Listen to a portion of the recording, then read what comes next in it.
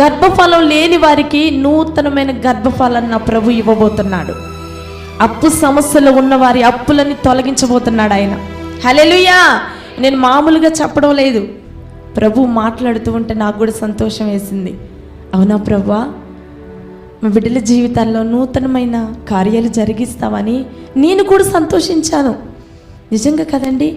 పోయిన సంవత్సరం వల్ల మనం అప్పులతో ఉండడానికి వీల్లేదు, పోయిన సంవత్సరం వల్లే అనారోగ్యంతో ఉండడానికి వీల్లేదు.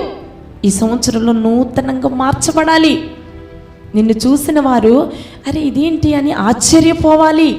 అది నూతన క్రియ. హల్లెలూయా. పోయిన సంవత్సరం వల్ల నీ జీవితం ఈ సంవత్సరం ఉండడానికి వీల్లేదు. నువ్వు నూతనమైన వ్యక్తిగా రావాలి ఆయన సన్నిధికి. హల్లెలూయా.